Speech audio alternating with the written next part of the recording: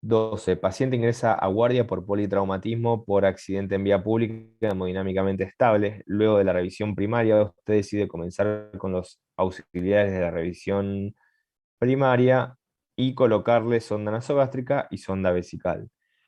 El paciente refiere la imposibilidad de orinar, pero no presenta sangre en el meato urinario, era lo que hablábamos en el choice anterior. El examen físico se observa leve edema escrotal, tacto rectal, la próstata impresiona elevada. Entonces, ante esto no le podemos colocar una sonda vesical, ¿sí?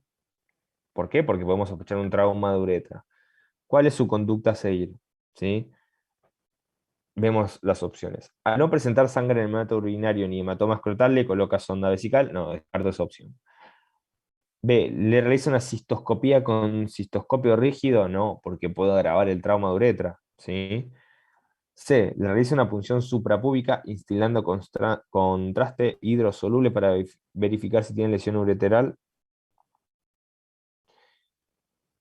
Y D, le realiza cisto-ureterografía retrógrada y si no visualiza la lesión, le coloca una sonda vesical.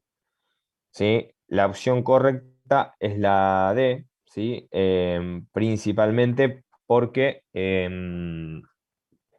al ser una cisto-ureterografía retrógrada, básicamente es con una visión directa, ¿sí? De todo lo que es el camino de la uretra, el trayecto de la uretra, y evidenciamos de forma directa fehaciente si es que hay alguna lesión. En cambio, si instilamos contraste y tenemos alguna lesión, ese contraste puede traspasar alguna otra o generar otra cavidad y de esa manera generar una posible fístula urinaria, entonces queda descartado. La opción correcta es la D. ¿Sí? Bien. 13. ¿Cuál es la causa más frecuente de hemorragia digestiva baja? Generalmente tenemos diferentes opciones: las displasias del colon, carcinoma colorectal, C, enfermedad hemorroidal y D, enfermedad diverticular. ¿Sí? Em, Generalmente hablamos un poquito ya de hemorroides en algunos choice arriba.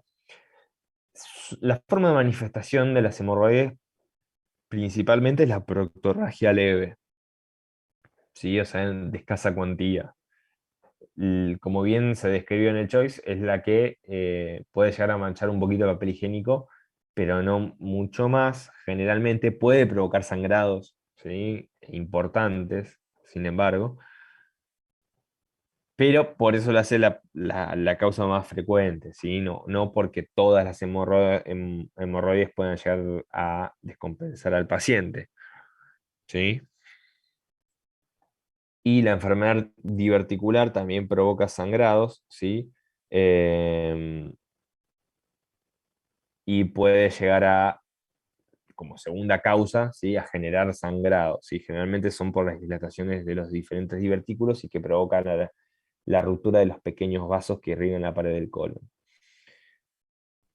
¿Sí? Entonces, tómenlo principalmente por eso, no porque todas las hemorroides sangren en cantidad y requieran que el paciente, por ejemplo, sea transfundido. ¿Sí? Son sangrados de menor cuantía, con lo que puede ser, por ejemplo, un sangrado diverticular. Y como también lo puede ser un carcinoma colorectal. Ya las displasias del colon eh, no es tan frecuente que sangren. ¿Sí? 14. Un paciente de 80 años con una hemorragia digestiva baja grave fue estudiado con una colonoscopía en la que se encontraron restos hemáticos en todo el colon y divertículos en el sigmoides, pero no se detectó origen del sangrado. Una segunda colonoscopía programada a las 48 horas no aportó otros datos. El paciente requiere vasoactivos y continúa con proctorragia. ¿Cuál de las siguientes es la conducta más adecuada?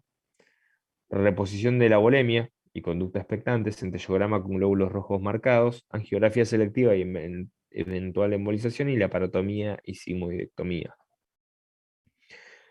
¿Ahí me puede decir por qué no elegiría la última?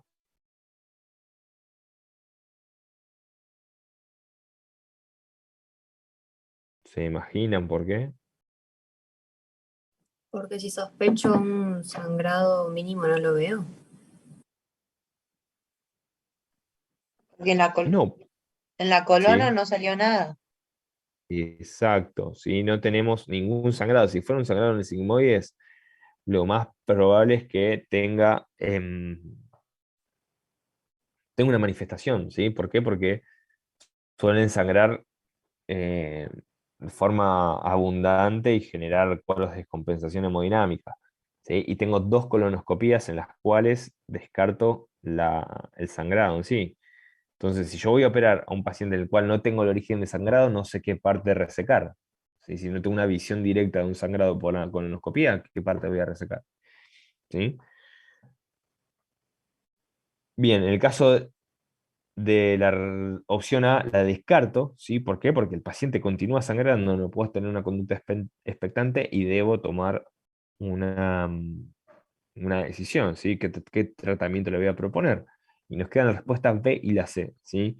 La respuesta C, la respuesta correcta, ¿sí? Tiene la capacidad de detectar sangrados menores a 0,5 mililitros, ¿sí? O sea, sangrados muy pequeños, los cuales por ahí no fueron visualizados con los estudios endoscópicos, y tienen la capacidad de no solo ser diagnóstica para detectar el sangrado, sino también ser terapéutica, con eventual embolización.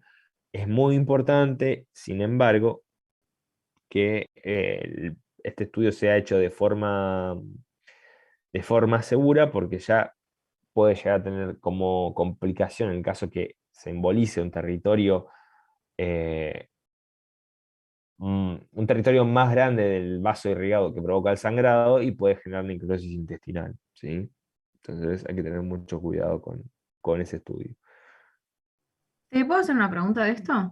Sí, sí, por supuesto. Entonces, si el paciente no tiene un sangrado identificable, ¿siempre el primer estudio que se le hace es una angiografía? Es el algoritmo generalmente, Perfecto, listo, gracias. ¿sí? Sepan que siempre uno busca tener el objetivo de dos endoscopías negativas, ¿sí? Eh, para poder avanzar hacia el siguiente paso, que es en este caso la angiografía, ¿sí? Más que nada Buenísimo, por el gracias. algoritmo mismo de la hemorragia digestiva. 15. Recibe el informe anatomopatólogo, informe anatomopatológico de una hemicolectomía derecha que informa de un carcinoma moderadamente diferenciado que compromete la muscular de 2 a 15, o sea, compromete 2 de 15 ganglios. ¿Cuál es la estadificación? ¿Sí? Entonces, compromete la muscular, ¿sí? Entonces, es un T2, ¿sí? Uno lo va pensando y razonando de esa manera. El T1, ahí se acuerda hasta dónde invade. A la mucosa. Perdón, el T1 hasta la submucosa, ¿sí?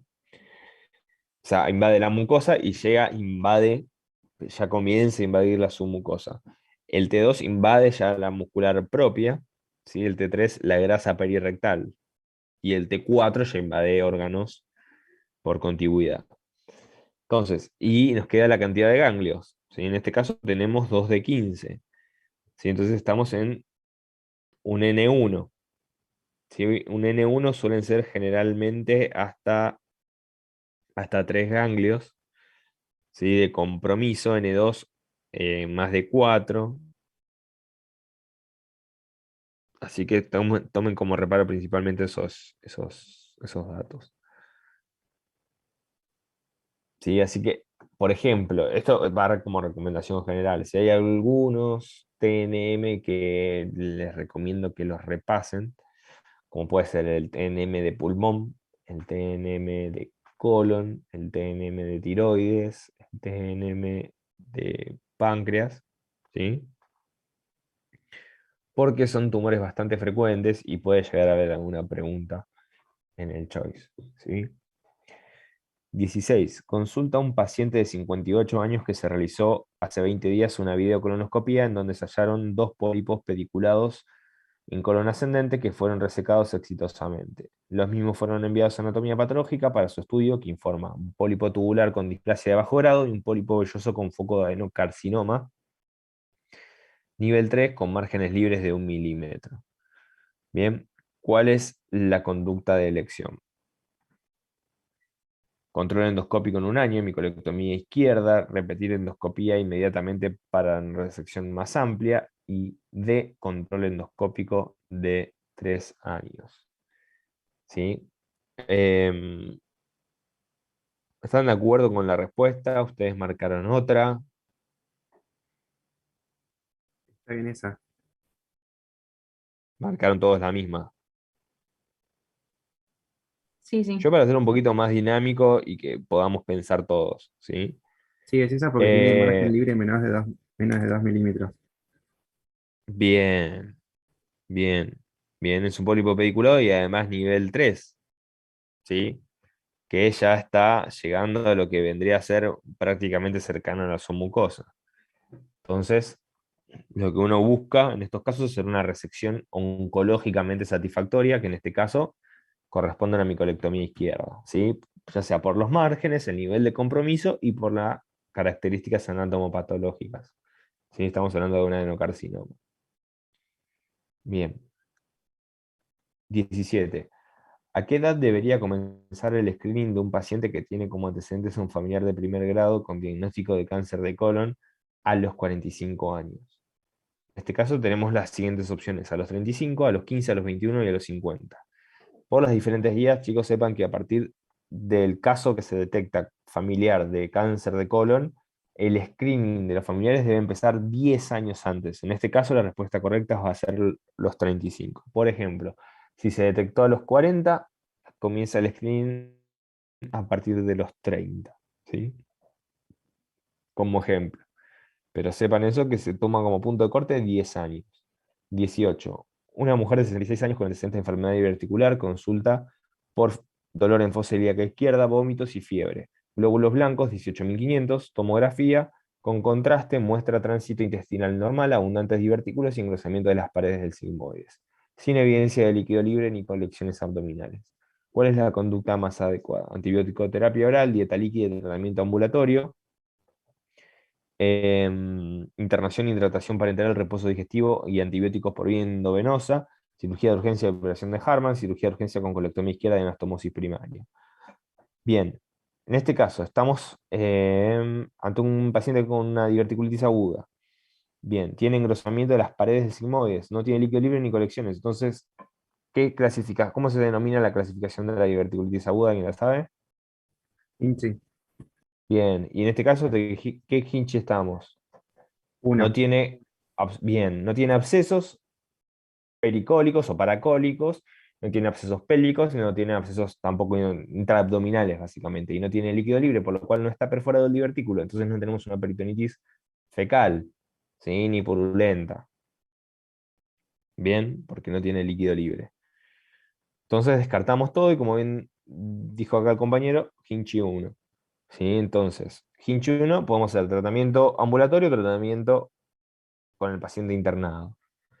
¿Qué pasa? ¿Cuál es la particularidad en este caso? El paciente tiene vómitos, ¿sí? Y fiebre, tiene síntomas sistémicos y tiene intolerancia digestiva. Si el paciente tiene vómitos, no va a tolerar el alimento. Entonces, este paciente se tiene que internar. La respuesta correcta es la B.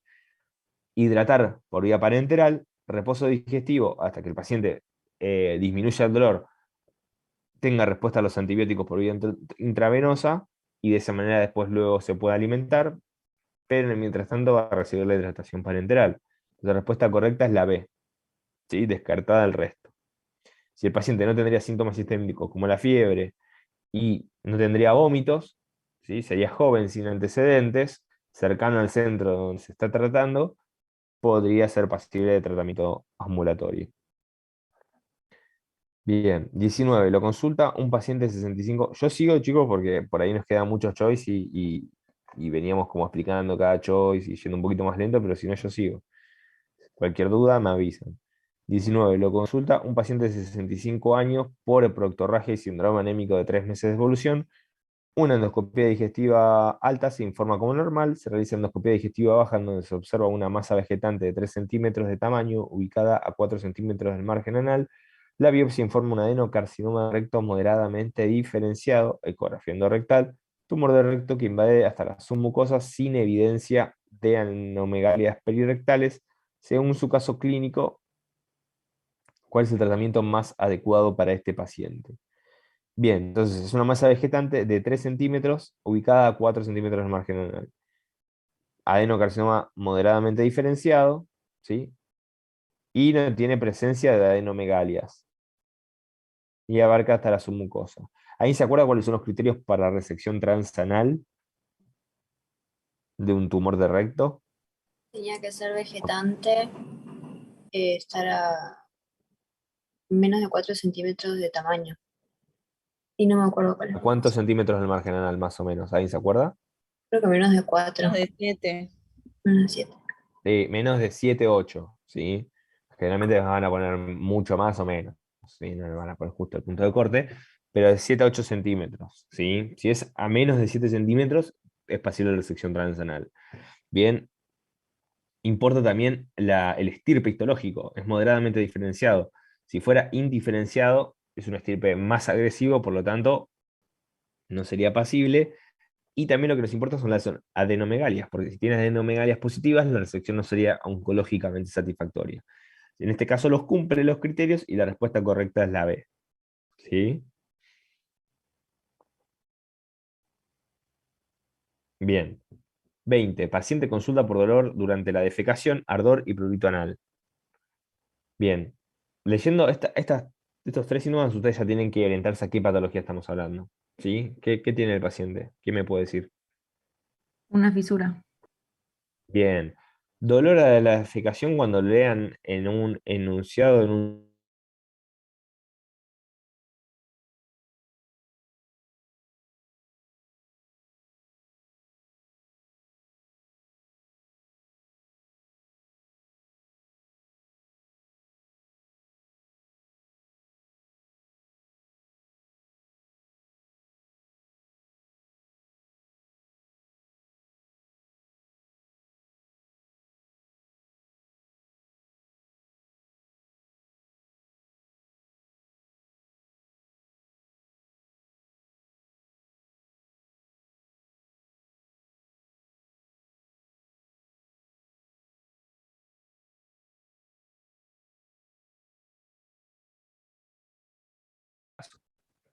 tenemos dilatación anal forzada, esfinterotomía posterior, fistulectomía, el tratamiento de las fístulas y esfinterotomía lateral interna. La respuesta correcta es la D, ¿sí? Es el gol estándar quirúrgico para la resolución de las fisuras. ¿Sí?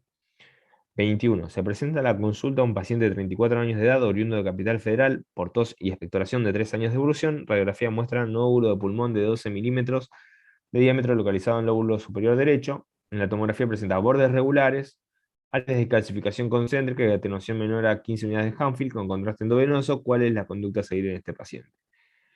Por las características, ¿sí? La conducta es expectante, ya sea por el tamaño y las características. Tiene bordes regulares, no son bordes espiculados, tiene áreas de calcificación concéntrica. La calcificación es un parámetro generalmente asociado con la benignidad. Y en caso de que, por ejemplo, apareciera un washout o un lavado rápido de la lesión con contraste endovenoso, nos orienta a una lesión maligna. Pero en este caso, la conducta expectante ante estas características de la lesión pulmonar es lo adecuado. 22. ¿Cuál es el tratamiento inicial más adecuado para una paciente de 68 años de edad con un tumor de recto de 8 centímetros del margen anal que por resonancia se informó como un T3N2 MX? ¿Sí? No tiene metastasis a distancia. Hemicolectomía izquierda, quimio-radioterapia neoadjuvante, cirugía de Dixon, ¿sí? O amputación abdominoperineal. En este caso, la respuesta correcta, al ser un tumor localmente avanzado, ¿sí? Cuando supera el T3N1, ¿sí? Generalmente eh, realizan quimio-radioterapia neoadjuvante. ¿Sí? Esta es la respuesta correcta en este caso. ¿Sí? Y en el caso que vaya a tratamiento quirúrgico, la cirugía de Dixon es la respuesta correcta. ¿Cuál es el espacio que primero se ocupa de líquido en el fase ecográfico? ¿Sí? Es el espacio de Morrison. ¿Sí? ¿Alguien sabe a qué hacemos referencia al espacio de Morrison?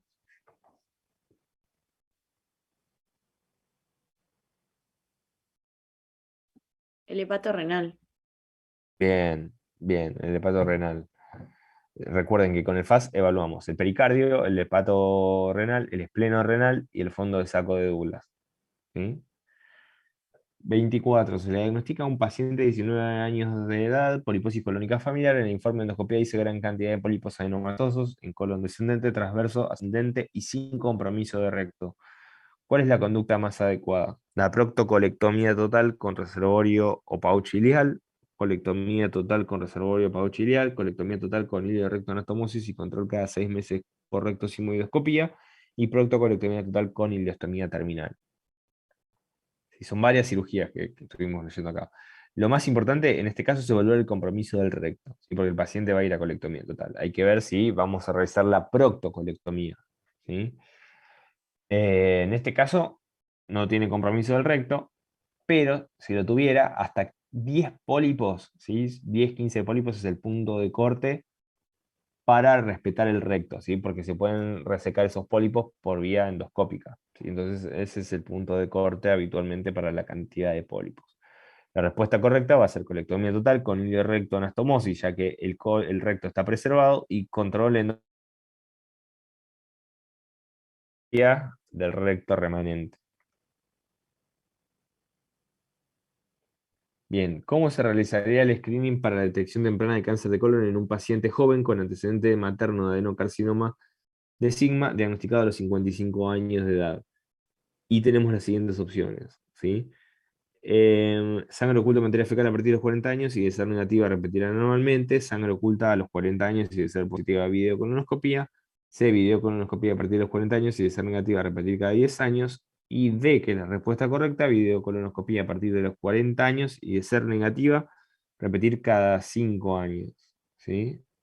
Más que nada por el antecedente, ¿sí? Que habíamos hablado previamente de un adenocarcinoma de sigma. ¿Sí? En este caso, como ya superamos los 50 años de la aparición de enfermedad, ya el screening se hace a partir de los 40 años, ¿sí? Y de ser negativo repetimos cada 5 años, es decir, cada un intervalo más corto de tiempo. 26. Marque cuál de las siguientes características es sugestiva de benignidad al evaluar el nódulo pulmonar solitario por tomografía computarizada de tórax. Era lo que hablábamos previamente. Captación del contraste venoso con rapidez y eliminación rápida, ¿sí? Son dos parámetros de malignidad de un cáncer de pulmón, y la calcificación extrínseca, ¿sí? En los bordes periféricos, ¿sí? del nódulo. ¿Sí? Densidad grasa hace referencia a benignidad. Entonces, por lo tanto, es la opción que vamos a marcar. 27. Marque cuál de las siguientes opciones es incorrecta respecto a los criterios de selección de pacientes candidatos a resección de metástasis pulmonares. El tumor primario debe estar controlado y no debe haber indicios de enfermedad extrapulmonar. Eso es correcto, es adecuado. No debe existir ninguna comorbilidad clínica que contraindique la cirugía, y el paciente debe poder tolerar el procedimiento respecto a su reserva respiratoria. ¿Sí? Pues, si resecamos parénquima con compromiso respiratorio y capacidad funcional, está contraindicada la cirugía si suele suceder eso. Y debe conseguirse como mínimo un margen de 5 centímetros alrededor de la lesión. Esto es correcto. Y la respuesta D dice: no debe haber disponible para ser empleada ninguna otra terapia no quirúrgica más eficaz. Exactamente, si el paciente puede responder a quimio-radioterapia, si es una opción viable, por lo tanto la debe realizar previo a la cirugía. ¿Cuál es el mejor método complementario para hacer diagnóstico de fístulas perianales? Tomografía computarizada de pelvis, videocolonoscopía, ecografía endorrectal 360 y rectosimoidoscopía. ¿Sí? La respuesta correcta es la C, nos permite evaluar las diferentes capas de la pared, ya sea del recto o del ano, ¿sí? De esa manera detectar la presencia de la fístula y qué capas afecta y qué tipo de fístula tenemos, ¿sí? Así que la respuesta correcta es la C. Lo consulta un paciente de sexo masculino de 47 años de edad por presentar dolor perianal no relacionado con la defecación. Se acompaña de eritema y secreción purulenta perianal. Bien, ¿cuál es el diagnóstico más probable? Tenemos como opciones la opción A, hemorroides, que dijimos que provocaba un sangrado o una proctorragia leve. La fisura anal, el síntoma cardinal era el dolor a la defecación y prurito. Y C, esta es la forma de manifestación más frecuente, ¿sí? dolor no relacionado con la defecación y con secreción purulenta por el orificio fistuloso externo. ¿Sí? Recuerden que cuando estudien o repasen fisuras perianales, la ley de Utzal, ¿sí? Tienen que saberla, porque se las pueden llegar a preguntar. 30. Paciente de 38 años que presenta caída de 3 metros de altura, se le diagnostica un neumotórax grado 2 con líquido en el espacio pleural asociado. Usted decide realizar un avenamiento pleural bajo agua, donde colocaría el tubo. ¿Sí? En el sexto espacio intercostal línea axilar anterior, en el cuarto espacio intercostal línea axilar anterior, ¿sí? En el cuarto en la línea axilar media y en el sexto espacio intercostal línea axilar media. La respuesta correcta es la A, ¿sí? Esto está orientado principalmente al libro de Jiménez, en el cual le hace referencia a esta ubicación, sexto espacio intercostal, línea axilar anterior. ¿Te hago una pregunta? Sí. ¿Por qué sería en la axilar anterior y no en la axilar media? Principalmente no es o sea, por comodidad del paciente, porque tenés que tener la particularidad de que el paciente, una vez que se le colocas el tubo pleural, lo va a tener por debajo del brazo, se lo puede llegar a traccionar, a arrastrar, ¿sí? Se puede retirar habitualmente. Y también el axilar anterior porque permite una mejor expansión del tórax y puede ir de atrás hacia adelante y captar la mayor cantidad de líquido o, en este caso, posibilidades de aire atrapado. ¿Sí? Más que nada por la ubicación. Perfecto, gracias. Bien, señale cuál de las siguientes no es una indicación de traqueostomía. A, obstrucción de la vía aérea. B, necesidad de asegurar la vía aérea y contraindicación de intubación naso u orotraqueal. C, paciente con Glasgow menor o igual a 8. D, paciente con ventilación mecánica más allá de 10 días que no podrá extubarse en los siguientes 7 días. La respuesta correcta es la C. ¿Sí? La obstrucción de la vía aérea es una indicación de traqueostomía. La necesidad de asegurar una vía aérea en trauma es una indicación de traqueostomía. Paciente con Glasgow menor o igual a 8 es inclusive pasible de intubación orotraqueal y no una traqueostomía. ¿Sí? Y D, paciente con ventilación mecánica más allá de 10 días que no podrá extubarse en los siguientes 7, ¿sí? Más que nada, ¿por qué? Por las complicaciones que puede dar a nivel traqueal, como puede llegar a ser la estenosis, por ejemplo, por la presencia del cuerpo extraño o irritando prolongadamente en el tiempo. Cuerpo extraño, llámese al balón inflado del tubo orotraqueal. 35. ¿Cuál ingrese por guardia un paciente con quemadura de tipo AB con compromiso de 30% de la superficie corporal total? ¿Cuál es la conducta más adecuada? En este caso, tenemos como opciones: alta de tratamiento ambulatorio, internación en piso general, internación en unidad cerrada en hospital general y derivación en un hospital especializado en quemaduras. Bien. ¿Alguien sabe cuál es el punto de corte de superficie corporal quemada para que el paciente se quede internado o se derive?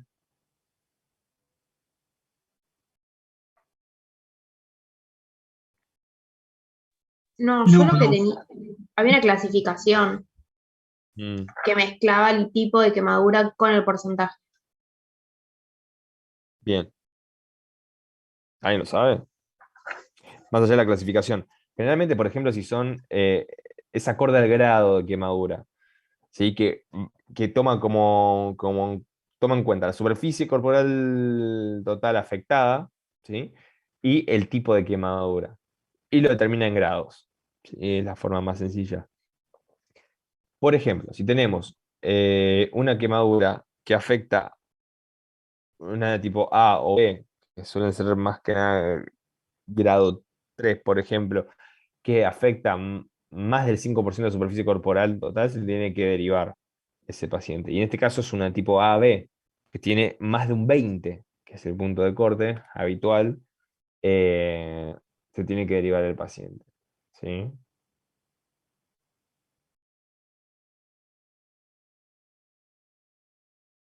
Más que nada hacen referencia al tipo de grado. Igual vamos a tener otras preguntas, así que el tema de quemaduras lo vamos a desarrollar un poquito más. Así que no se preocupen mucho. Ahora un ratito vamos a seguir hablando y vamos a seguir dejando ejemplos.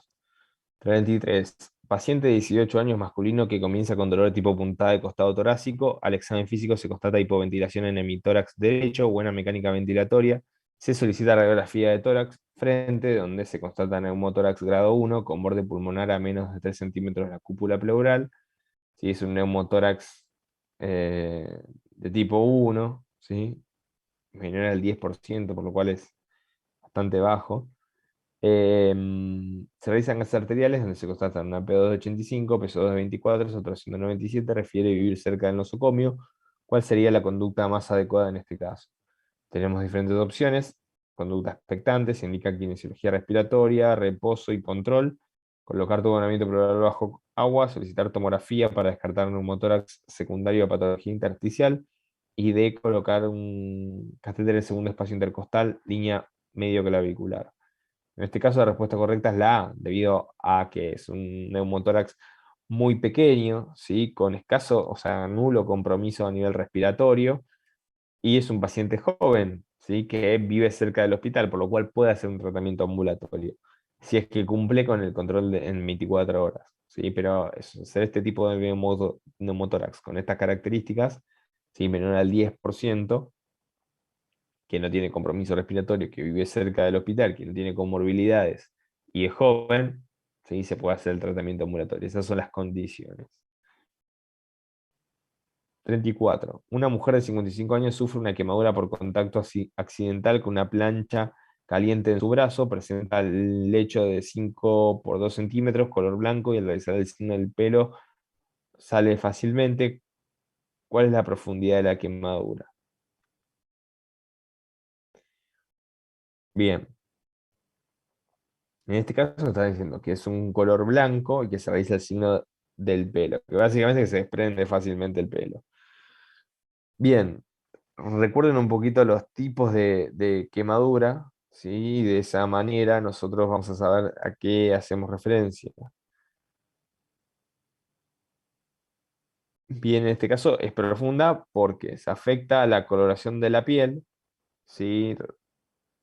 La coloración de la piel, y están afectadas las glándulas anexas a la piel, que sí, que son los folículos pilosos. ¿Sí? Entonces estamos hablando de una quemadura profunda, donde está afectada más allá de la membrana basal, ¿sí? Que nos habla del compromiso de epidermis y de dermis. ¿Bien? Entonces por eso es una profunda. Están afectadas las glándulas anexas a la piel.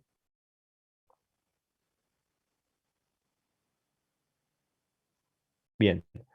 35. En el paciente con sospecha de cáncer Disculpa, de... Sí, antes de avanzar, ¿puedo preguntar algo con respecto a la 33? por favor. ¿Por qué en este caso al paciente no se le realiza un estudio de su patología? Si es un paciente joven, sin antecedentes, si es un neumotórax, me parece espontáneo, y se hace más bien el manejo y no el estudio del paciente. Es una buena pregunta, sí, pero a vos te están preguntando cuál sería la conducta más adecuada, ¿sí? Y en este caso, más allá de su estudio, que es muy válida tu pregunta, vos tenés que decidir qué vas a hacer con ese neumotórax. Básicamente la respuesta, la pregunta es, ¿lo venás o no lo venás? Sí, después tenés tiempo para estudiarlo, para pedirle más cosas, para que lo evalúe un neumonólogo.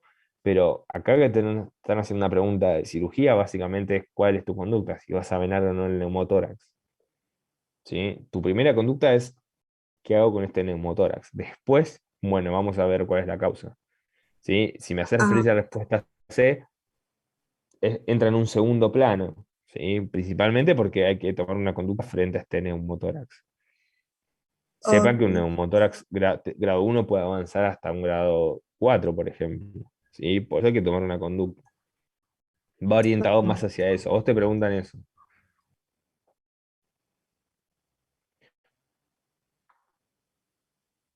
Bien. Perfecto, gracias, sí. De- Esa era mi duda, sí. gracias. 35. El paciente con sospecha de cáncer pulmonar periférico, ¿cuál de los siguientes métodos le solicitaría? Bien, entonces tenemos, generalmente cuando estudien los diferentes tipos de tumores de pulmón, van a ver que hay algunos tumores que tienen más característica central, otros más periféricos. Los periféricos son pasibles de una punción guiada por imágenes, en este caso por tomografía. Los más centrales son pasibles o no, se evalúa cada caso, pero tienden a ser más factibles de tomar una muestra por fibrobroncoscopía. ¿Sí? Así que la respuesta correcta es la A.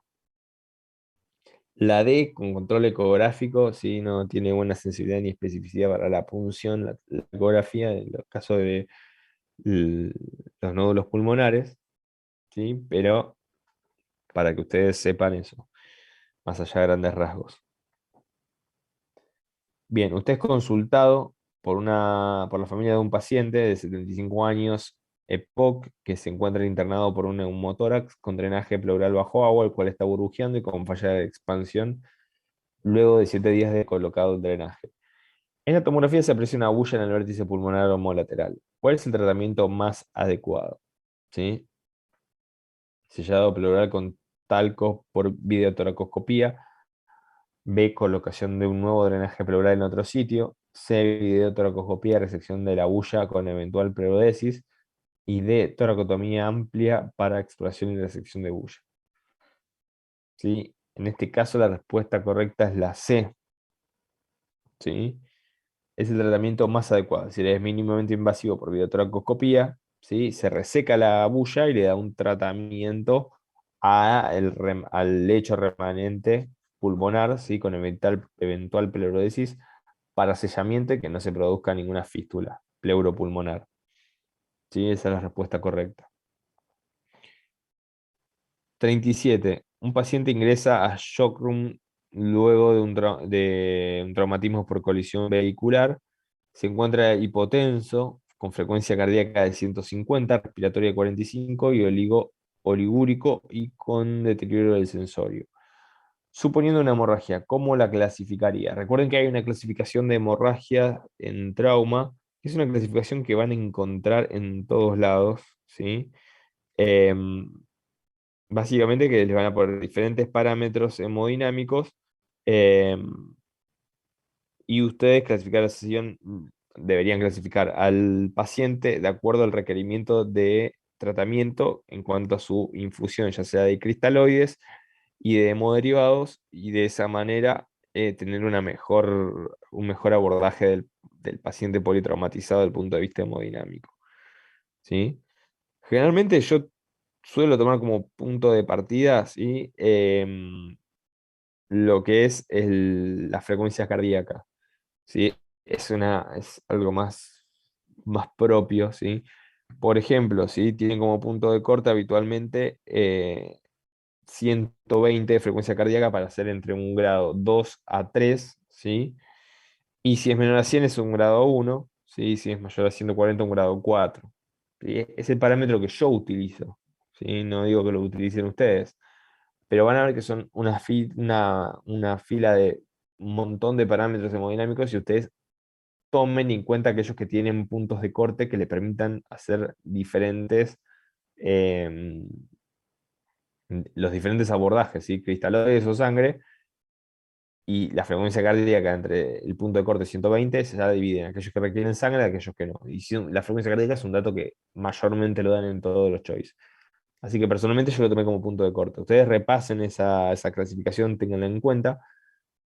Y si quieren elegir otro punto de corte, no hay ningún problema, ¿sí? Pero sepan que es un punto de corte bastante fidedigno. Bien, 38. Ante un tumor que ocupa el mediastino posterior en la radiografía de tórax de perfil, ¿en qué tipo de tumor pensaría como diagnóstico probable? Tenemos linfoma, tumor neurogénico, timoma y quiste broncógeno. ¿Quién me puede decir en qué sector del mediastino podría encontrar cada uno? Rápidamente. Timoma en anterior. Timoma en anterior, bien.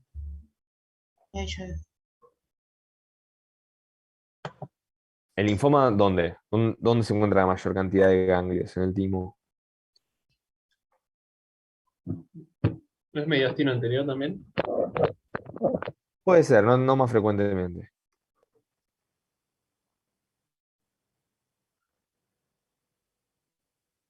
¿Y el quiste broncógeno? El medio.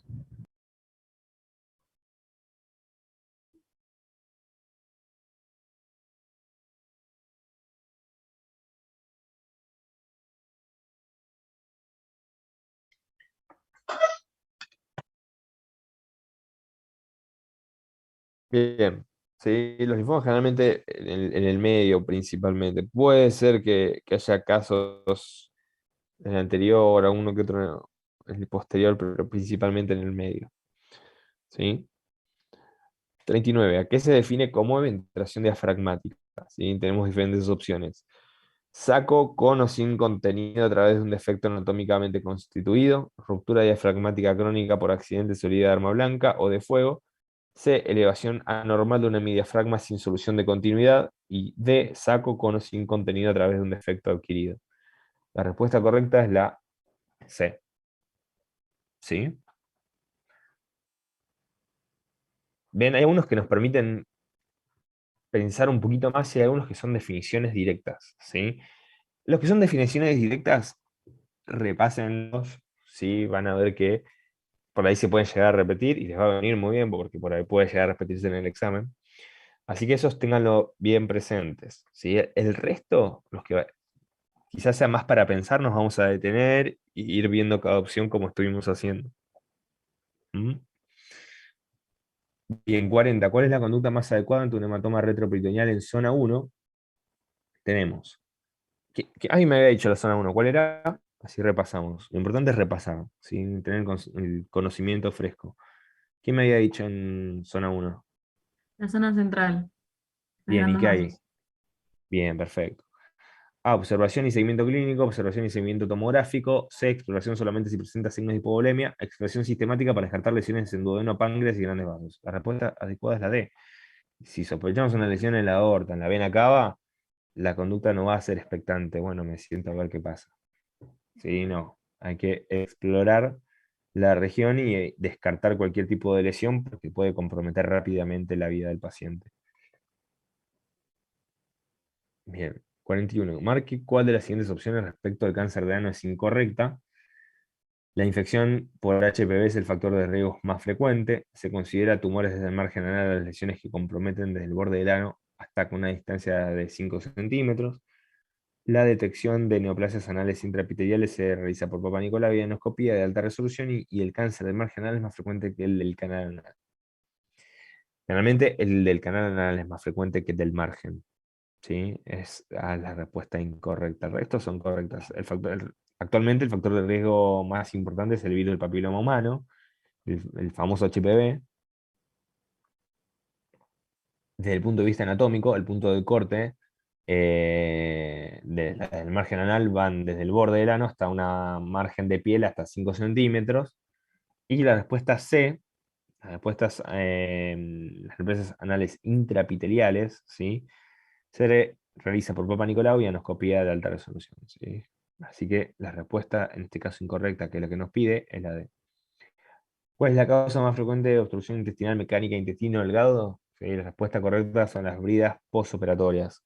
Las hernias internas no son tan frecuentes, los tumores de intestino delgado tampoco lo son, y la diverticulitis afecta principalmente al colon. ¿Sí? Hay divertículos de intestino delgado, ¿sí? Pero no es lo más frecuente.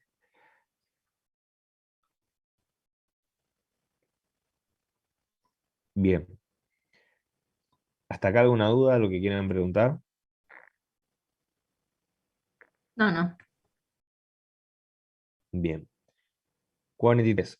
Un paciente de 67 años, bueno, acá no presentan un caso clínico. Presenta nódulo pulmonar solitario indeterminado en el lóbulo superior derecho, cercano al hilio pulmonar. Se realizó una tomografía que informa. ¿Vieron? O sea, cuando hacen referencia al lóbulo superior derecho, lo vimos como la opción más frecuente de cáncer de pulmón. Así que ténganlo en cuenta. Ven cómo lo vimos en varios casos y nos preguntaron directamente. ¿Sí? Entonces, si uno está atento, o una está atento, eh, lo va visualizando mejor.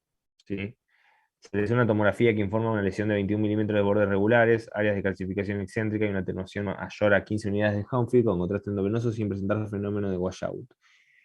La fibrobroncoscopía con cepillado y lavado no tuvo células tumorales. ¿Cuál es la conducta a seguir de este paciente? Entonces, imagenológicamente no nos habla en sí de un tumor, ¿sí? ¿Por qué? De un tumor maligno, porque no tiene fenómeno de washout, si bien tiene calcificación excéntrica, no es parámetro de malignidad, y la fibrobroncoscopía y lavado no tuvo células tumorales. Entonces lo que puedo solicitar es un PET, ¿sí? Si yo de esa manera evalúo si es captante, si capta, si esa masa que yo estoy estudiando capta glucosa, si capta glucosa es que está en un proceso proliferativo que está en crecimiento. Sí, básicamente para eso sirve el PET, ¿sí? Para detectar tejidos que estén en crecimiento y que estén captando glucosa. En este caso, la glucosa que se le va a dar al paciente para el estudio va a estar marcada y de esa manera va a tener mayor captación en el PET y demostrar de que es una lesión neoproliferativa. ¿Sí? Entonces, es un paso menos agresivo que una toracotomía o una videotoracoscopía exploradora, ¿sí? Y es un poco más que el control tomográfico el cual venía haciendo. Entonces, la conducta a seguir en este paciente más adecuada es solicitar el PET-TC. Bien. ¿Cuál es el factor etiológico más frecuente para el desarrollo de una apendicitis aguda en un niño? Es la hiperplasia de los folículos linfoides. La obstrucción luminal por fecalitos es más frecuente en adultos, ¿sí? Para generar un cuadro de apendicitis aguda, ¿sí? Parásitos es más infrecuente y descartamos que ninguna es correcta.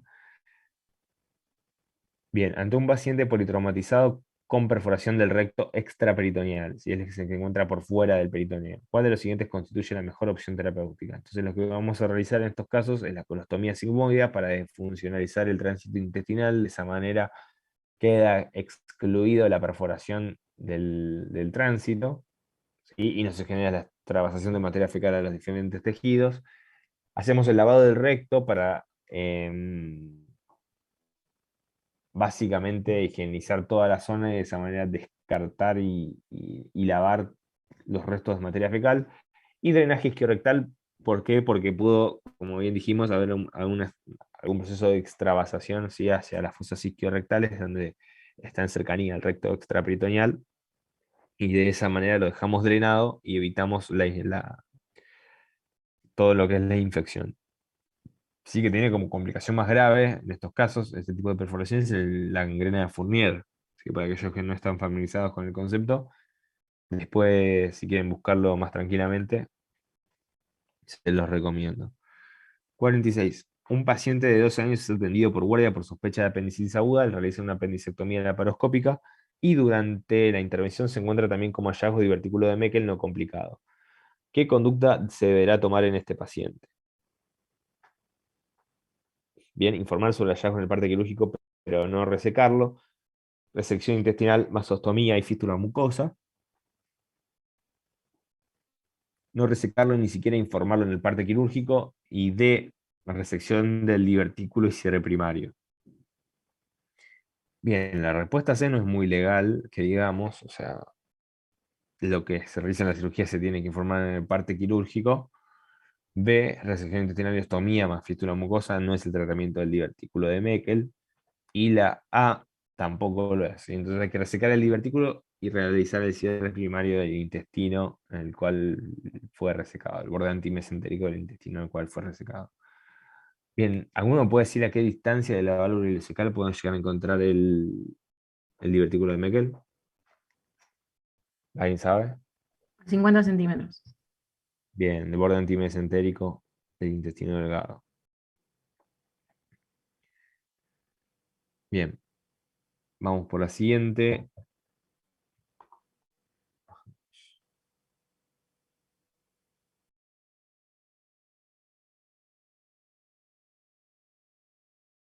Bien, 47. ¿Cuál es la causa más frecuente del síndrome serio mesentérico agudo? Si tenemos como respuesta la trombosis arterial, la embolia arterial, por C, por ruptura de placa en el contexto de un síndrome serio mesentérico crónico, y de origen desconocido. Y lo más frecuente es la embolia. ¿Sí? Ahí me puede decir cuál es una enfermedad cardiológica embólica más frecuente? FA. Bien, la fibrilación auricular. ¿Sí? Entonces, en esos pacientes hay que tener mucho, mucho cuidado porque pueden llegar a desarrollar estos síndromes. ¿Sí? Entonces, uno tiene que sospechar en ese tipo de pacientes, cardiópatas de larga data, ¿sí? Que no cumplen muy bien con el tratamiento médico y que pueden llegar a tener un tipo de complicación. ¿Sí? Que es la afectación vascular como viene a hacer referencia a lo que es el tronco celíaco y las arterias mesentéricas, ¿sí? Generando cuadros de obstrucción a nivel de la irrigación arterial intestinal. 48. Señal incorrecta en relación a las físulas perianales. Tenemos el 90% de los casos, el orificio primario se encuentra en la línea pectínea y el secundario en la piel perianal. B. La fistulotomía no está indicada en las fístulas transesfinterianas altas por riesgos de incontinencia. C. La fístula transesfinteriana es la más frecuente. D. El absceso isquiorrectal constituye una de las complicaciones más frecuentes. Bien, entonces tenemos que marcar la incorrecta. ¿Sí? La más frecuente, ¿cuál es?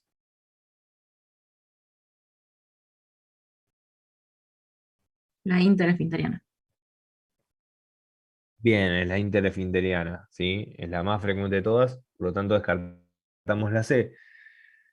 El 90% de los casos del orificio primario se encuentra en la línea pectínea y secundaria de la piel perianal. Eso es correcto. La fistulotomía no está indicada en fístulas transesfinterianas altas por riesgos de incontinencia, ¿sí? Porque tenemos que seccionar parte del esfínter.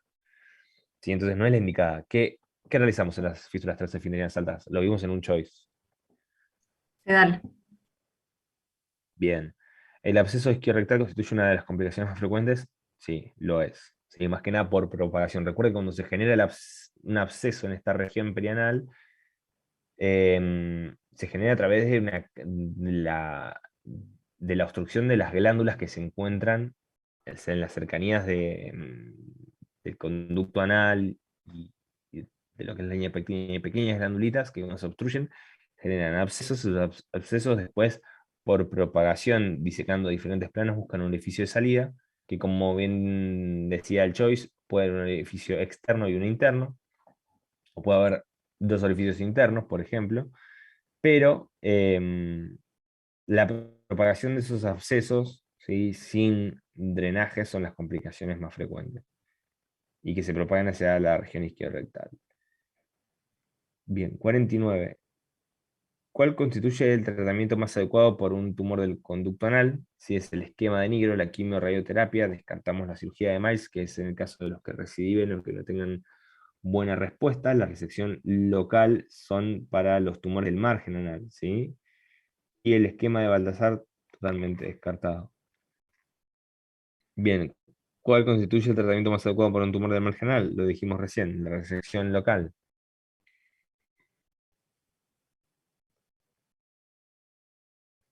Bien. 51. Señale la incorrecta relación al divertículo de Meckel, es la causa de hemorragia digestiva baja de los niños. ¿Sí? Eso es correcto. Se localiza en el borde mesentérico del ilion a 50 centímetros de la bóveda ileocecal. Lo dijimos recién, pero ¿qué particularidad dijimos? El borde antimesentérico. Perfecto, es el borde antimesentérico. C. El hallazgo intraoperatorio en adultos no constituye una indicación quirúrgica para su tratamiento. Esto es correcto. En los niños sí constituye, hay que dar un tratamiento del divertículo de Meckel.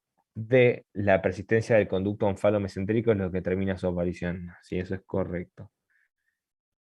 Bien, usted recibe un informe de anatomía patológica de una pieza de apendicectomía que informa un adenocarcinoma de apéndice a más de 2 centímetros de la base de implantación apendicular. ¿Cuál es la conducta más adecuada para este caso? Bueno, había ciertos parámetros que nosotros evaluamos en la pieza de apendicectomía para descartar un carcinoide. ¿Quién me puede decir?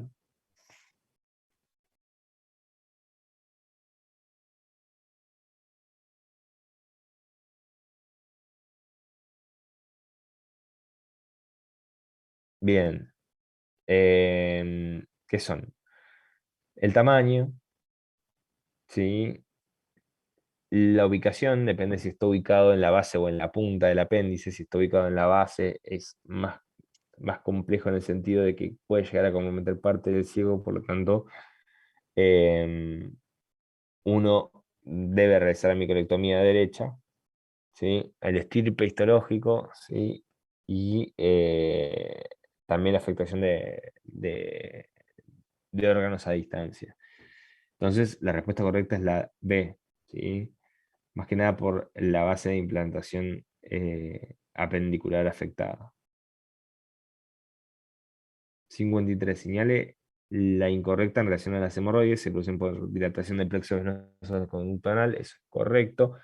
Las de grado 3 prolapsan a bajos esfuerzos y necesitan reducción manual. Eso es correcto. La fluxión constituye una complicación exclusiva de las hemorroides externas. Eso es incorrecto. Y la trombosis hemorroidal se acompaña de dolor agudo y muy intenso que puede requerir drenaje inmediato del trombo. Si era lo que yo les decía previamente. Si cuando está complicada, ya sea con una fluxión o una trombosis, la hemorroide duele. Si no, generalmente suele ser indolora.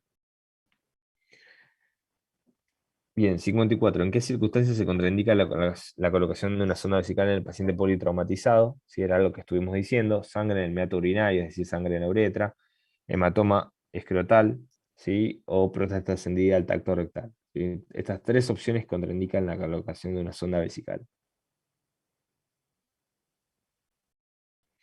Bien, ¿cuál de las siguientes de la definición corresponde a un tórax inestable? ¿Sí? Tenemos fracturas simples,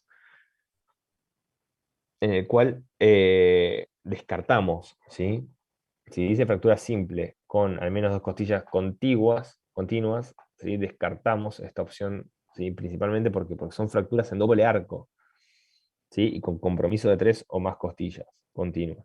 Es lo que da lugar a un sector del tórax que está inestable porque tiene solución de continuidad entre sus mismos componentes que son las costillas, ¿sí? Que hay una parte de las costillas que son flotantes, ¿sí? Por la inestabilidad propia que quedó a partir de las fracturas en doble arco.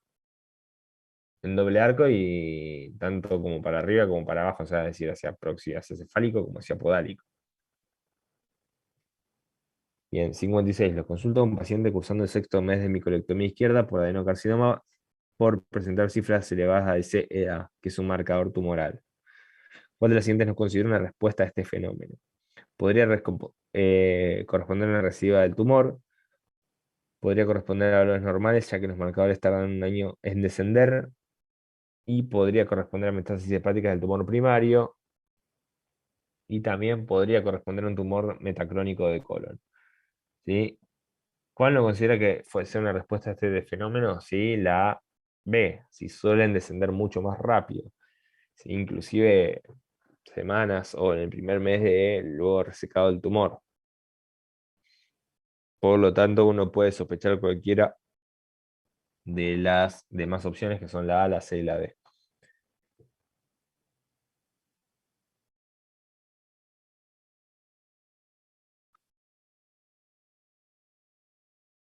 Bien, paciente femenino de 19 años de edad, comienza hace 8 horas con cuadro de dolor abdominal, 2 registros febriles y refiere que el dolor comienza en la región epigástrica, irradiándose luego a fosa ilíaca derecha y flanco derecho. El examen físico se constata abdomen levemente distendido, doloroso tanto a la compresión como a la descompresión en fosa ilíaca derecha, punto de McBurney doloroso, laboratorio 38%, leucocitos de 12,5, resto de los parámetros normales. No refiere antecedentes de importancia, aunque insiste haber padecido varicela en la infancia. Según su sospecha diagnóstica, ¿cuál es el estudio que le solicitaría a este paciente? Entonces, podemos completar el laboratorio con coagulograma, sedimento de ecografía abdominal y test de embarazo, ¿sí? ¿Cuál es nuestra sospecha principal? Apendicitis.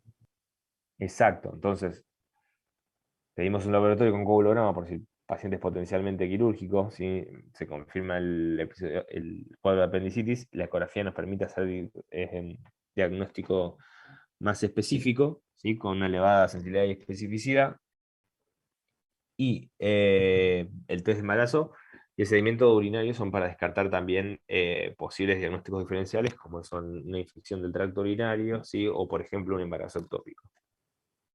¿Sí? ¿Alguna duda con esta? Bien, si no, No, continuamos. ¿En qué estirpe histológico de cáncer de pulmón es más frecuente encontrar ginecomastia unilateral como síndrome paraneoplásico? Y acá vamos a hacer una salvedad, nos va a dar el tiempo, pero sepan y repasen, ¿sí? Los diferentes síndromes paraneoplásicos para neoplásicos asociados con cada tipo de tumor de pulmón. ¿Sí? Repásenlos porque se los pueden preguntar. Se ha visto varios años que hicieron referencia a, a este ítem, así que anótenselo como para repasar después. ¿Sí? En este caso, la ginecomastia unilateral corresponde al carcinoma indiferenciado. ¿Sí? Pero bueno, sépanlo, anótenselo, nos queda poquito tiempo, pero ténganlo en cuenta. ¿Sí?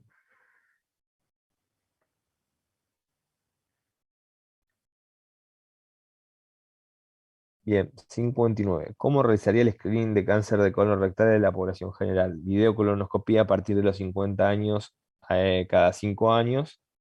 Rectosigmoidoscopía a partir de los 50 años anualmente. Sangre oculta en materia fecal a partir de los 50 años anualmente. Y colon por enema a partir de los 50 años cada 5 años.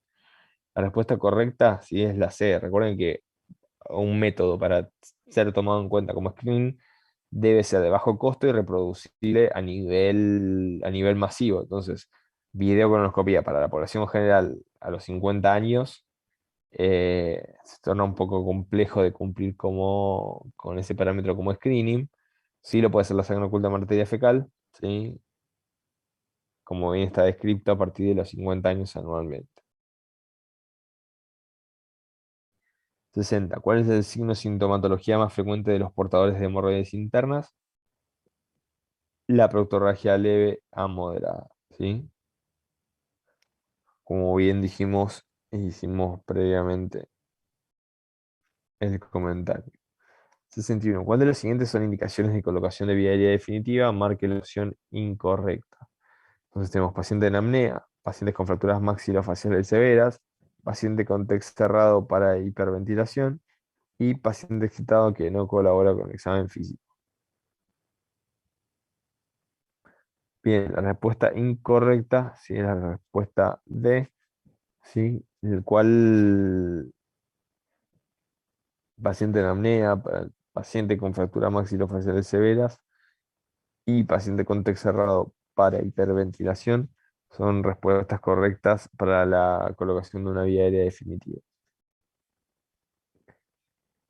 Bien, paciente de 55 años con antecedentes de politraumatismo que requirió cirugía de fijación de columnas por fracturas T1 y T2 sin déficit neurológico. A la semana se encuentra lúcido, febril, evoluciona con distensión abdominal y ausencia de eliminación de gases. El examen físico no presenta dolor abdominal. Radiografía de abdomen muestra distensión de todo el marco colónico con predominio del colon derecho con un ciego de 13 centímetros. Tacto rectal normal, sí, glóbulos blancos de 9500. ¿Cuál es la conducta más adecuada? Bien, nos pregunta la conducta más adecuada. ¿Qué nos va a determinar en este caso la conducta? ¿Quién me puede decir rápidamente? Hay un parámetro que ya determina la conducta. Tiene el ciego dilatado, más de 11 centímetros, tiene riesgo de perforación. Exactamente, muy bien. ¿Sí? Uno lo orienta hacia ese ítem. Sí, tiene el ciego muy dilatado, por lo cual hay que hacer una secostomía descompresiva, sí, porque tiene alto riesgo de perforación inminente en el tiempo. 63. Una paciente de sexo femenino de 64 años de edad con antecedentes de tabaquismo severo, hipertensión y dislipemia comienza hace un mes con tos, disnea de 64, no, perdón, disnea de descenso moderado de peso, astenia e hiporexia. Se le solicita una radiografía de tórax donde se evidencia imagen nodular de 1 centímetro central.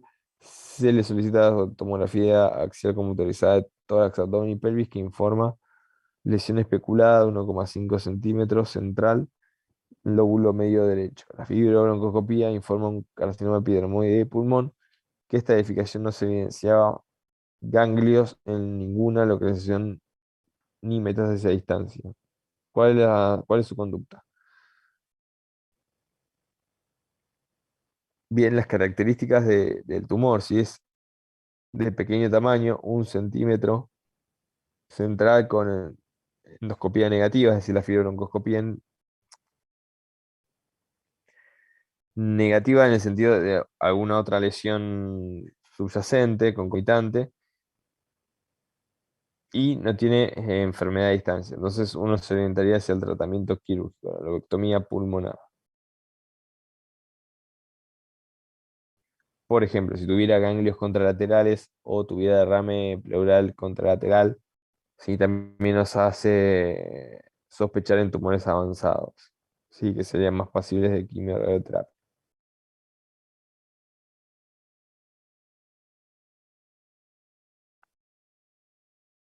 Bien.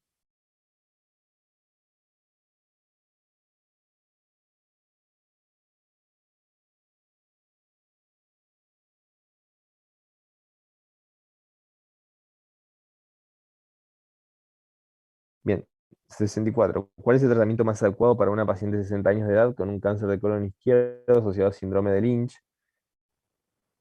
La respuesta correcta es la D, colectomía total más anexo histerectomía.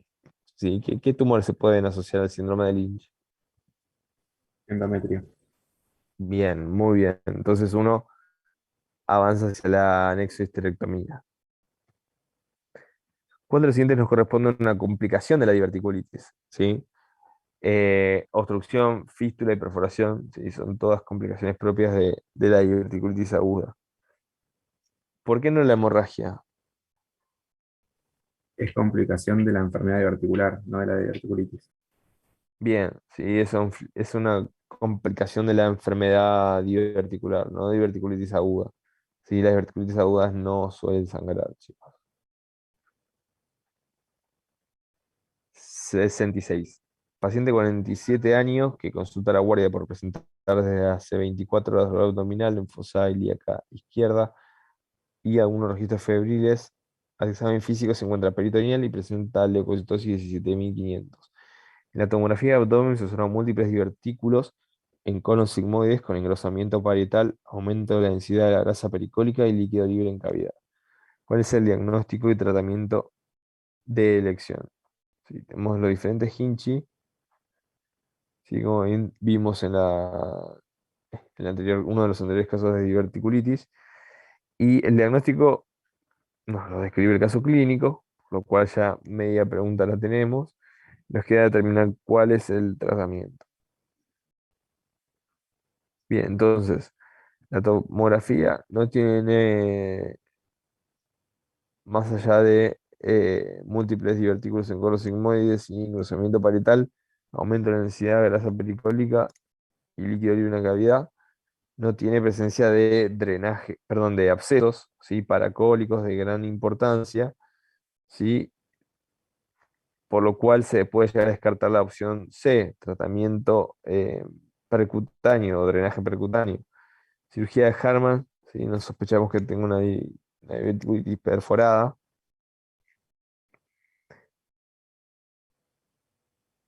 Y sí, lo que se realiza es la sigmoidectomía más colostomía terminal y cierre del muñón distal, ¿sí? ¿Por qué? Porque tenemos un Hinchi 3, ¿sí? Tenemos un paciente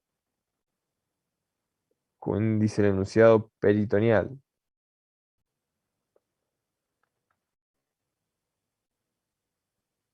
Y con leucocitosis elevada. Por lo cual vamos a elegir la opción D.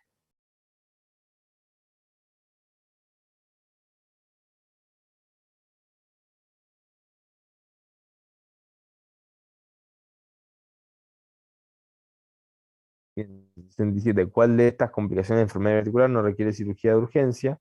Sí, la oclusión intestinal sí lo requiere, la perforación sí, porque está acompañada de un cuadro de peritonitis, y la diverticulitis puede dar un cuadro de dolor también asociado con la peritonitis. Entonces, en este caso la fístula, sí, porque son dos cavidades o dos superficies que toman contacto. ¿Sí? Entonces, no requiere cirugía de urgencia, ¿sí? Si no es algo que se puede programar, si se puede evidenciar la fístula, qué sector comprende y cuánto está afectado, por ejemplo. ¿Sí? Permite contemporizar al paciente este tipo de complicación. 68. Frente a una paciente con enfermedad de Crohn que presenta 3 estenosis a nivel de intestino delgado que le generan trastornos del ritmo evacuatorio, ¿qué conducta adoptaría? Bien, ¿quién me puede decir?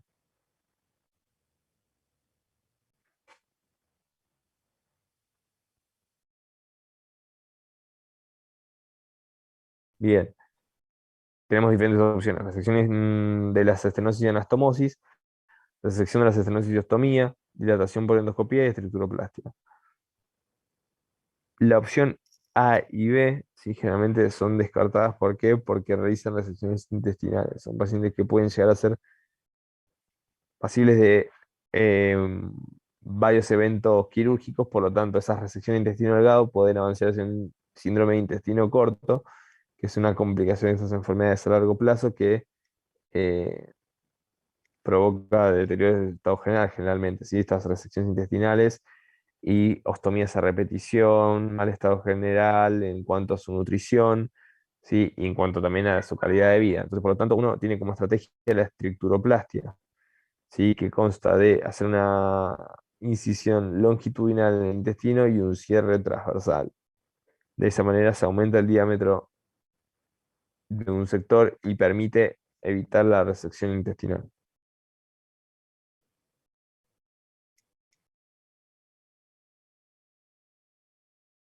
Siempre entonces haces esta técnica, ¿no se hacen resecciones?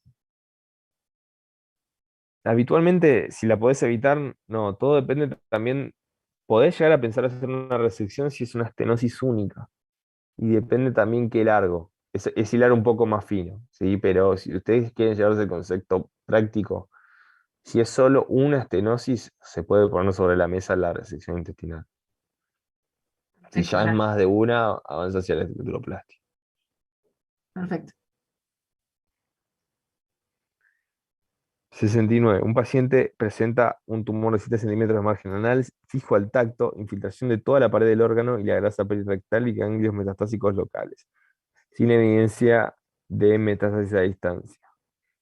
¿Cuál es la conducta más adecuada? Bueno, estamos hablando ya de un tumor de gran tamaño, avanzado, con presencia de adenopatías positivas. Entonces, por lo tanto, uno va a dejar descartada la cirugía, ¿sí? Como opciones tenemos la colostomía, la cirugía de Dixon y de Miles, y se va a inclinar hacia la quimiorradioterapia neoadyuvante. Después se revalorará el paciente y en base a su respuesta se indicará algún tratamiento. Bien, 70. Usted recibe un paciente que es traído de un incendio, presenta quemadura en los genitales, cara anterior de miembro superior derecho, en la totalidad de miembro inferior derecho. ¿Qué porcentaje de superficie corporal quemada tiene el paciente? Bueno, tenemos como respuesta correcta 23,5. Entonces, vamos a hacer la suma. ¿Cuánto representan los genitales?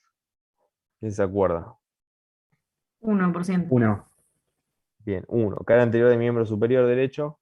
4,5, 4,5. Bien, ahí tenemos 5,5. ¿Y la totalidad del miembro? 18. Bien, perfecto. Entonces la suma de esos tres valores, ¿sí? Nos va a dar la respuesta correcta, que es 23,5.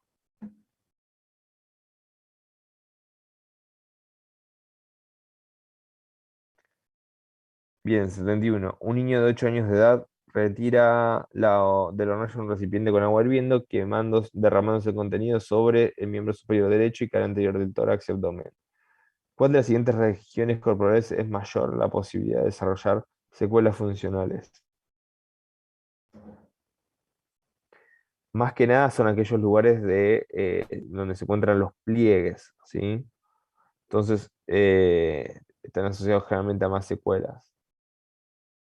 ¿Sí? Por ejemplo, lo mismo si se hubiera quemado el antebrazo, como vemos en la opción 7C.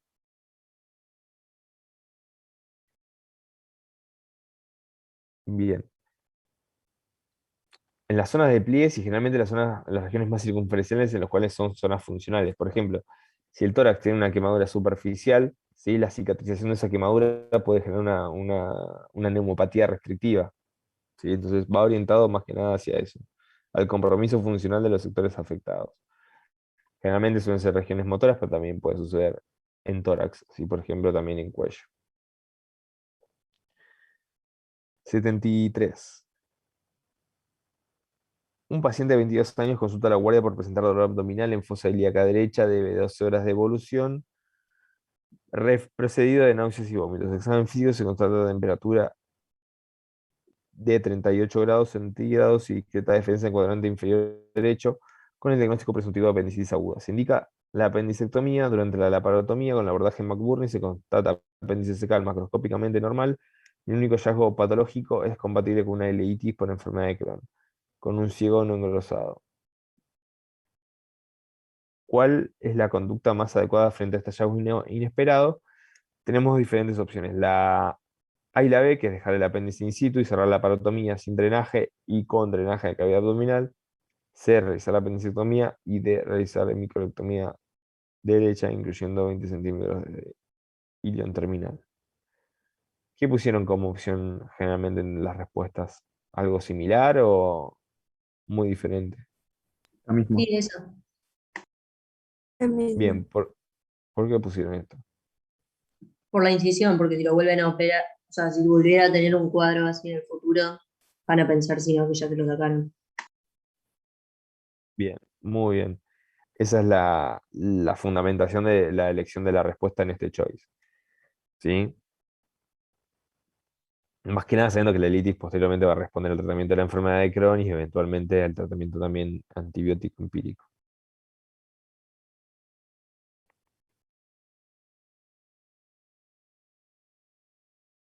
Bien, 74. ¿De cuánto debería ser la reposición hidroelectrolítica de un paciente quemado en 40% de su superficie corporal y que pesa 80 kilogramos? Básicamente nos deja la fórmula por debajo.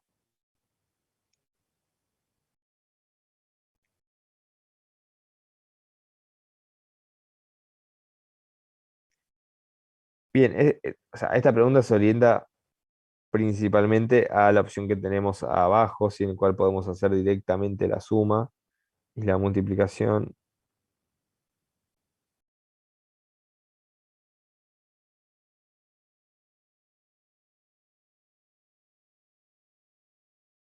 Bien, tomando en cuenta la que tenemos por debajo, tenemos, así además de paso repasamos, 3 mililitros de solución fisiológica o de Ringer lactato por kilogramo. Entonces tenemos 3 por 80 por porcentaje, nos da 9.600 mililitros. ¿Sí?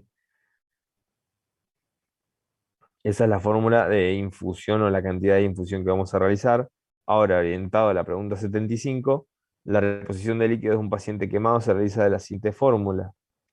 La respuesta correcta es la D, sí, como bien dijimos. 3 mililitros de solución fisiológica o Ringer lactato por kilogramo de peso corporal total, más superficie quemada, a pasar en la primera mitad de las primeras 8 horas y el resto de las 16 horas. ¿Qué implica? Estos 9.600 mililitros los voy a pasar durante el primer día. ¿Sí? La mitad durante las primeras 12 horas, perdón, mitad durante las primeras 8 horas y el resto de las 16, el restante. ¿Sí? Recuerden que 8 horas desde el inicio de la quemadura y no desde el inicio de la consulta en el hospital. ¿Sí? Eso es muy importante.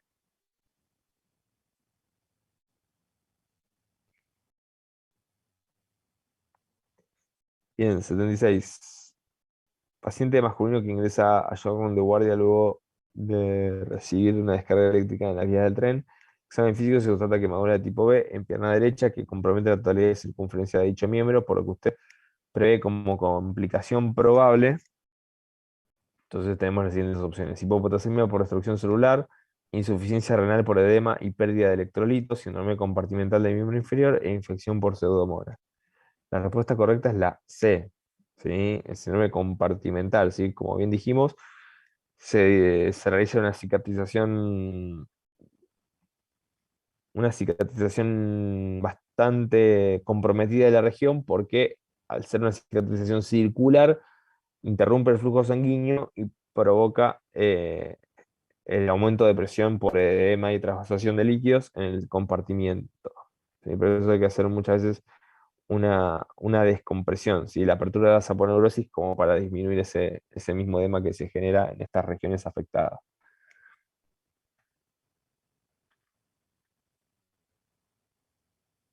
Bien, le derivan a su consultorio un paciente operado de cáncer de colon recientemente. En la historia clínica Se informa, el paciente fue operado de un tumor oclusivo en el colon izquierdo, por lo que no tiene una colonoscopia completa previa. El informe de anatomía patológica determinó un adenocarcinoma de colon estadio 2. ¿En qué tiempo se debería realizar la primera colonoscopia control este paciente? Sí, la respuesta correcta es a los 6 meses. ¿Sí? Esa es la respuesta correcta y después van variando generalmente a lo largo de los diferentes estudios negativos de la colonoscopia a lo largo del tiempo. 78. Un paciente presenta un tumor de ciego y se realiza una microlectomía derecha en forma programada con anastomosis primaria, o sea, en la primera cirugía. Anastomosis primaria hace referencia a la anastomosis en la primera cirugía. ¿En cuál de las siguientes situaciones le encantaría quimioterapia adyuvante? ¿Sí? Entonces tenemos como opciones. Tumor que infiltra la muscular, sin ganglios afectados. Tumor que infiltra la subserosa, sin ganglios afectados, sin factores de mal pronóstico. C. Tumor que infiltra hasta la submucosa, ¿sí? Sin ganglios afectados. Y D. Tumor que infiltra la subserosa, 0,8 ganglios afectados con invasión perineural y linfovascular. Sí, por más que no tenga ganglios y invada hasta la subserosa, tiene factores de mal pronóstico, o son la invasión perineural y linfovascular. Sí, ya, si bien em, determina compromiso, no determina un tumor em, localmente avanzado, ¿sí? Porque esto más bien lo determina también el crecimiento a nivel del tamaño del tumor y de los ganglios, pero sí son factores de mal pronóstico, la invasión perineural y linfovascular, por lo cual el paciente va a tener que realizar quimioterapia adyuvante. El resto de los pacientes descritos en la A, B y C no cumplen estos factores. Es más, aclaran que no tienen factores de mal pronóstico, pero estos sí lo son y requieren tratamiento eh, quimioterápico. ¿Te puedo hacer una pregunta de la pregunta anterior? ¿Sí? ¿Siempre el control es a los 6 meses o es al año? Y en este caso porque no tiene una colono completa. En este caso, porque no suele tener una colonoscopia completa.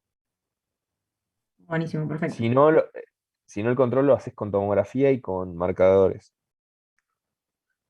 Buenísimo, gracias. Marcadores tumorales, ¿se acuerdan del CA? Con ese y con la tomografía. Perfecto. Bien, 79. Consulta a la guardia de un paciente de 48 años con hematemesis de 12 horas de evolución. En el examen físico se encuentra pálido, sudoroso y nubilado. Está taquicárdico, hipotenso. ¿Qué porcentaje de pérdida hemática habrá tenido el paciente? En este caso, por estado, no nos describe parámetros específicos a nivel de los signos vitales, y no nos relata qué presión tiene ni qué frecuencia cardíaca, pero sí, más que nada, el punto de vista de su estado general. Está muy nubilado, es decir, no tiene respuesta hasta el estímulo. Pálido, está hipotenso, y si ya está hipotenso, taquicárdico, es que hay una respuesta refleja a esa hipotensión, y pálido es que hubo una pérdida sanguínea importante. Entonces, por estos parámetros que nosotros podemos asimilar, el porcentaje habrá sido elevado, si es un C. La respuesta correcta es la C, ¿sí? Y hay que ver qué grado. ¿Se acuerdan de la tablita que habíamos dicho de shock hemorrágico en el trauma? Bueno, hace referencia a eso, teniendo en cuenta estos parámetros que son más abstractos que de valores específicos, pero nos orientan a una pérdida de volumen de más del 30% de la volemia. ¿Sí? Esto es más que nada orientado un poquito a qué tipo de análisis pueden hacer de ese cuadro. ¿Sí? Más allá de las cifras, sean rígidas o duras en cuanto, por ejemplo, a la frecuencia cardíaca, o la frecuencia respiratoria, o la presión arterial. Bien, así que por eso ya van dos preguntas de ese cuadrito. Ese cuadrito tenganlo muy presente, y se lo recalco una vez más. 80. ¿Cuál es la causa más frecuente de fístulas de intestino delgado? Que no es lo mismo que cuadros oclusivos como vimos antes. ¿Sí? Las fístulas de intestino delgado son más frecuentes generalmente en el postoperatorio. Lo pueden ser, por ejemplo, en la enfermedad de Crohn y en un porcentaje mucho menor en las malformaciones congénitas y también de los politraumatismos. Las más frecuentes son l- la causa predominante es la cirugía. ¿Sí? ¿Alguna duda, algo que me quieran preguntar? No, ninguna.